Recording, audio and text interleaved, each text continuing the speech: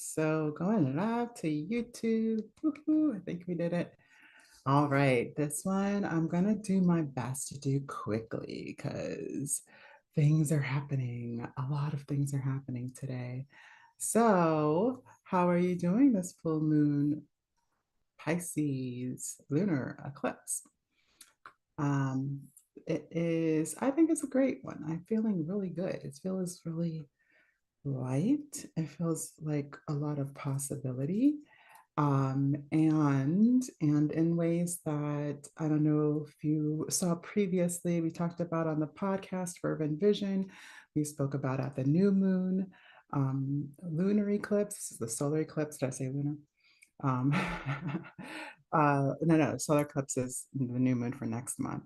So this is the lunar eclipse. And then last was the new moon in Virgo. So in that new moon in Virgo, that was when you got to implement the habits that was allowing you to live into this possibility. Now, a lot of people don't do a lot of work on the eclipse days.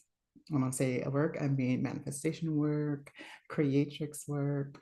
And I do handle these things a little differently than others, right? Like most people are telling you how it's going to go, they're predicting things for you. And what I like to do is just tell you what the energy is so you know how to go create something out of it. All energy is meant for us, right? So it can look destructive, it can look constructive, and then we get to decide how we choose it to support whatever our initiatives are. So usually, and at least in my tabernacle, um, the full moon is about what are we releasing, what are we deconstructing that's not allowing for the whole to be um, solid or stable or created if it's something new, right? So that's kind of how I think of it. And I'm just telling you the energies that are up for now so that you can decide what you're letting go of. And we'll go over a few of the ones that I picked out, and then we'll go over some content ideas. Now, just so you know, I've been considering changing that. I'm considering changing the content ideas into what are the changes available. So there's the gene keys and the human design are based on the I Ching. I Ching is basically how changes happen. It's like the Tao of change. Okay, so it's what change looks like and how it happens. What is the pathway? What is the process? What is the happening of change, right? And so I'm thinking of using the dynamics of change. They have 5 elements of change, right? Or I got to double check that, but essentially the dynamics of change to decide in what way are we using the energy. If that sounds interesting to you, so what does that mean? That means you get to be more precise about what ways work best for you, what's easiest, what's most at hand, and creating something out of that energy. I think that's pretty powerful for any of my creatrix alchemists out there, and witch folks, right? So I don't often use that word because I feel like it was something that was, I don't know how original it was. They were like medicine women, in my opinion, shamanists, medicine women before it became that word, but it is what it is. And so, anyways, if you think that's something that would be more powerful for you, or equally powerful, because I like to change things up every now and again. Um, and so I just like to try out different things and share my knowledge in ways that I think will be helpful. So that's that. So what we are talking about this full moon in Pisces is gate 36 in human design. And we're using Karen Curry Parker's quantum human design and gene keys as the definition reference points. Okay. So the quantum human design is exploration for 36. And in the gene keys, 36 is the shadow of turbulence, the gift of humanity, and the city of compassion. And that's at SIDDHI. I think of city as basically the heaven of the energy where all the energy is pervasive within that experience. Um, and if everybody was involved in the energy.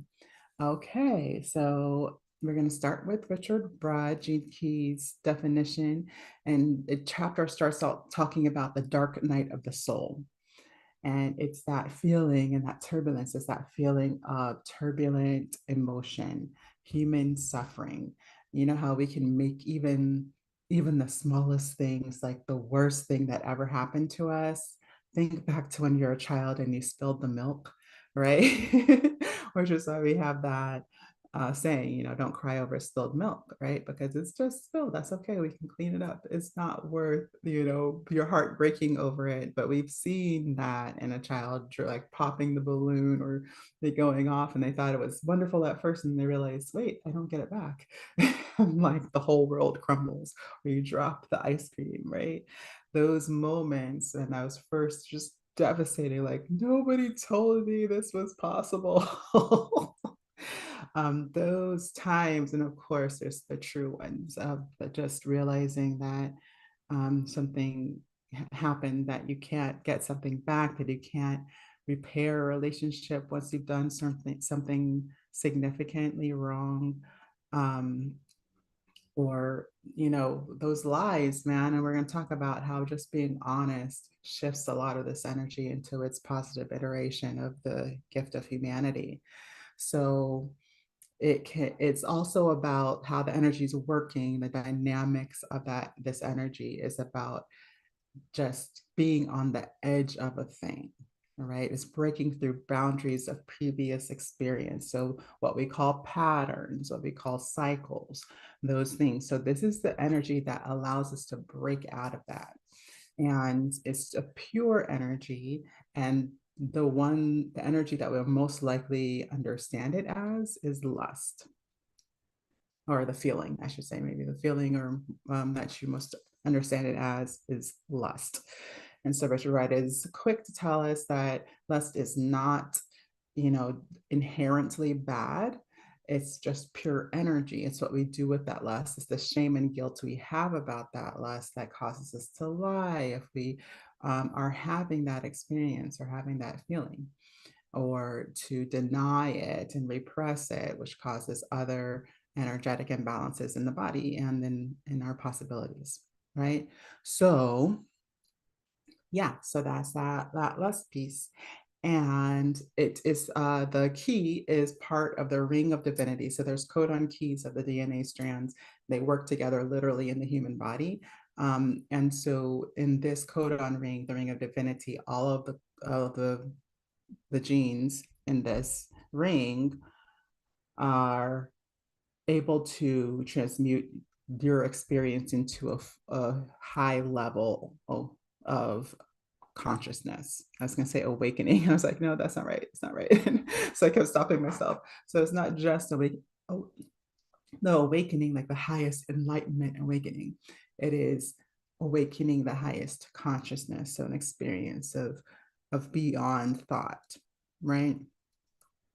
So what kind of breeds the shadow of this is the uncertainty, right? So what causes this as a nervous energy within our society is that we're always on the edge of disaster. Like we're ending like life on planet, like different animals are dying, and we're having war, and that could spread throughout the world, or we're having financial disasters, and that could spread throughout the world. These are always possibilities, and we always have a sense of that possibility in some way, shape, or form, just because global consciousness and the news cycle. So in that way, we're always kind of having this low grade anxiety around disaster. And so that's the fear that drives the shadow of turbulence, okay? And not wanting to face like the negativity and the possibility of um, being even more emotionally unstable, I think, in some regards.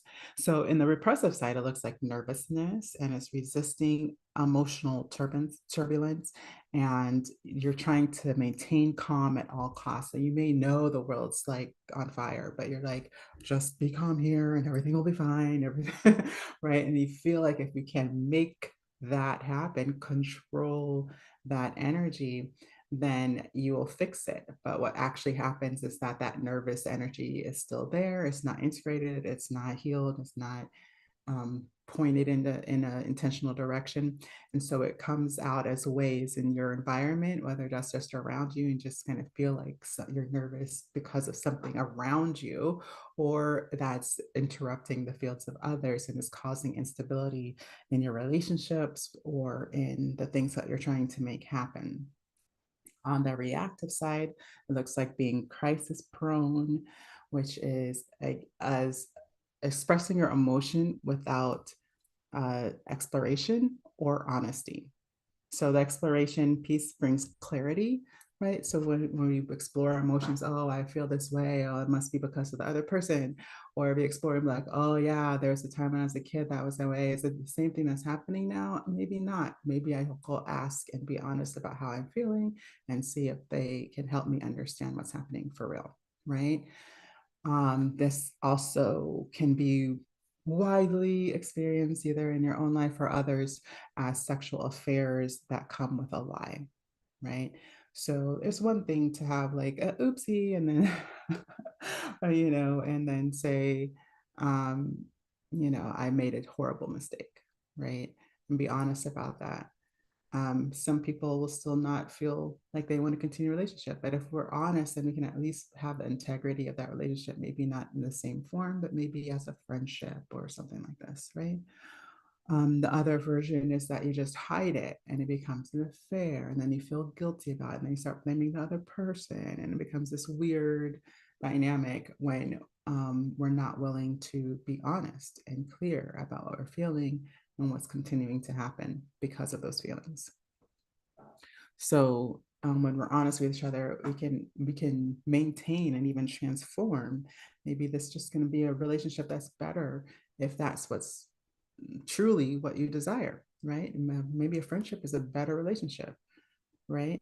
So the evolution here of how do we move into the gift possibility is that we transform that human suffering, that pain of that emotion, instead of making it wrong, we allow it to inform us of our highest consciousness. So, in other words, we let that pain tell us what we need to know about ourselves, our choices, and our decisions and our feelings, right?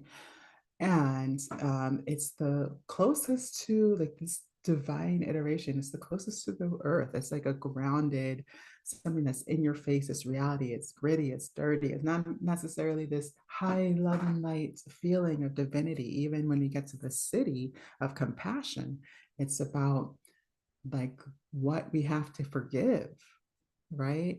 And so it's not as light and foo-foo-y as the others can be, right?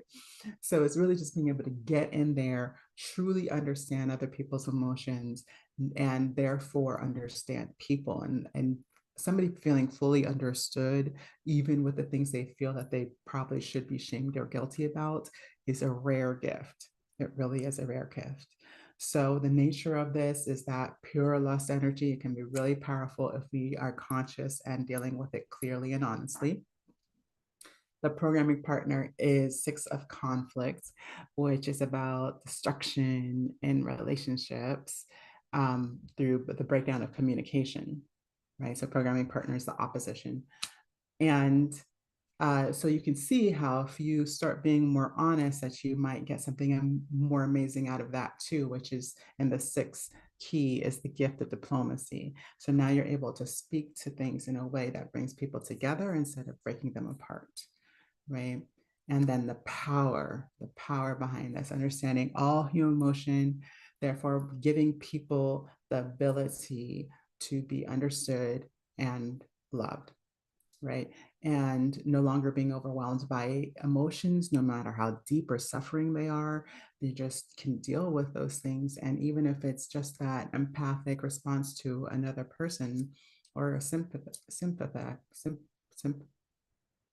how do you say that? Sympathetic response to another person, that it's something that you get to be in humanity with somebody with, right? It doesn't break you down or make you want to run away or feel like you can't be connected and in a loving connection with somebody. The more humanist, oh, this is about basically, again, it's more humanist than divine. This is more about how the divine connects to the God self, right? It's not separate. And when this is how they combine. All right, so let's go into our practical Karen Curry Parker information. And she's the one who's calling this the potential for miracles. Okay. And the idea is, again, is that exploring outside of that outer limit, things that we thought were patterns that could not be taken down. So, social ideas, religious ideas, these ideas that make us feel like we are held by something that we cannot even see. Right. And so, I'm going to give you a quote from Karen Curry Parker. Miracles don't happen without alignment and preparing the way. A miracle isn't simply a serendipitous event, it is preceded by faith and a willingness to suspend all conditioned expectations. Okay, so this is our way to break out of that.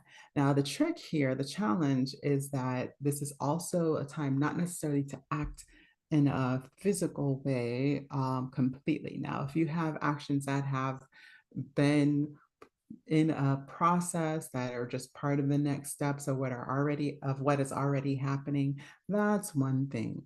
If you're just trying to intercede and like just intentionally just break something in that hasn't been there before, may not be the time for it.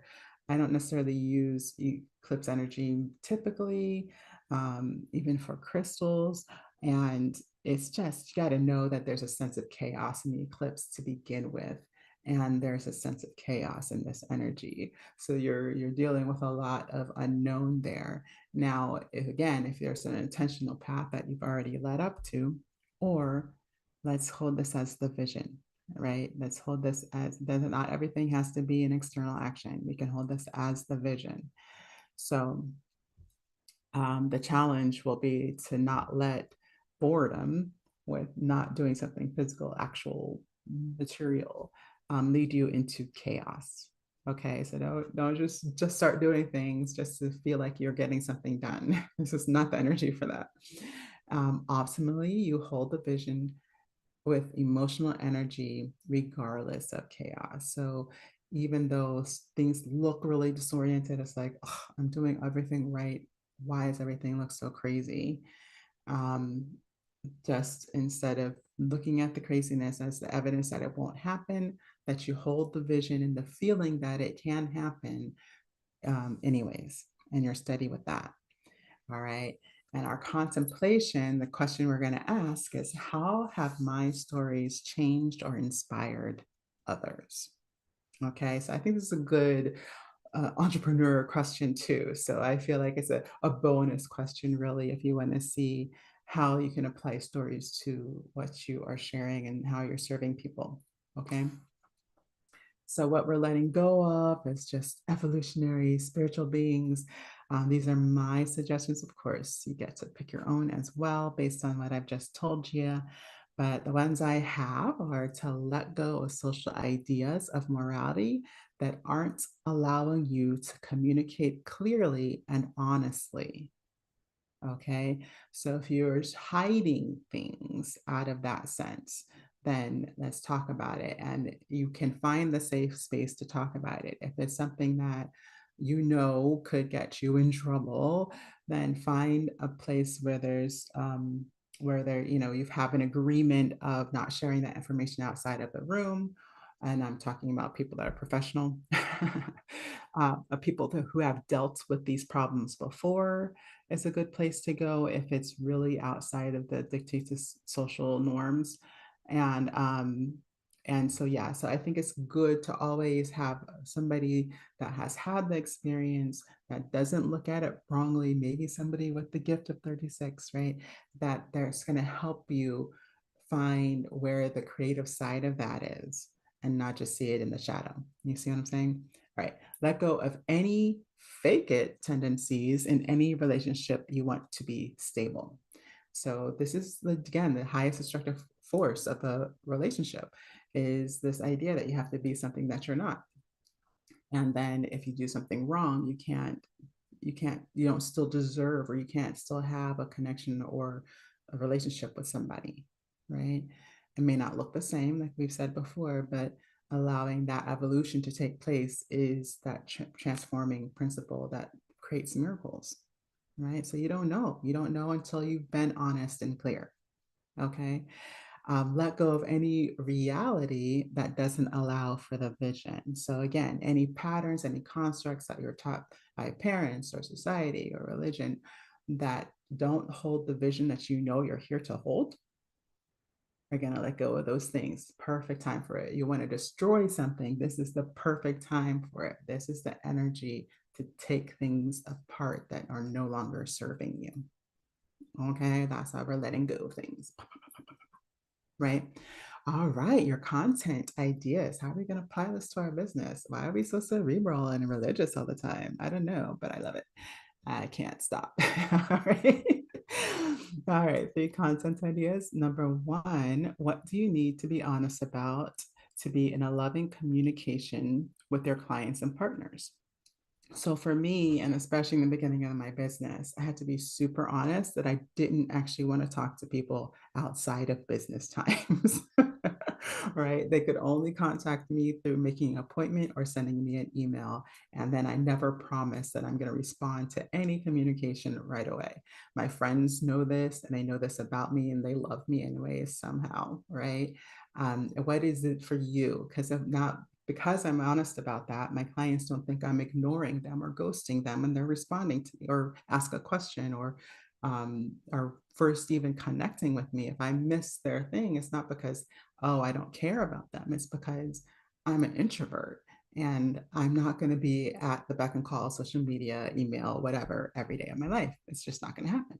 That's not healthy for me, right? And I give them permission to do the same with communication, right? All right. Second content idea. How are you pushing the limits of what people believe to be possible? Right? Ooh, how is it? How are you doing that? All of us are doing it in some way. We all have this energy in some way, shape, or form, if only because we have access to it today and days like today every year. Right? So we have an experience of this energy. What does that mean for you? How are you pushing those limits, creating possibilities of miracles and transformations for your clients, right? For me, it's that voice and vocal vibration are a hyper effective form of healing and manifestation.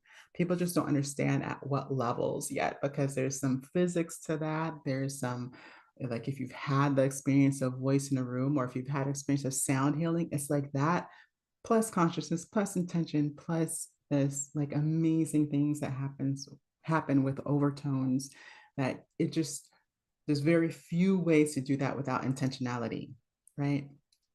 And so that's why the voice is a way to create miracles, right? What the third one, content idea, is what vision do you hold for your clients and partners that others have failed, right? Okay. So the others have failed due to socially accepted constructs. All right. So what vision do you hold for your clients that others have failed to hold for them, right? Due to socially accepted constructs. So again, most people are telling people that are using their voices, oh, you don't have that talent. Don't quit your day job. And most people are saying things like, oh, well, you're not an extrovert personality, so you're not going to be good on stage or you're not going to be effective as a communicator. That is a lie. I can't tell you how much that is a lie. So, how am I breaking that construct? My truth is that your voice is perfect.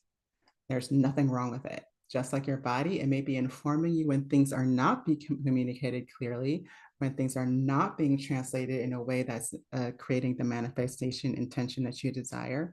But that doesn't mean it's broken. It just means that we have to learn how to be an effective connection with our voice and use it effectively as a tool, right? And a lot of people have not had that education. So it makes sense that you didn't know that, right?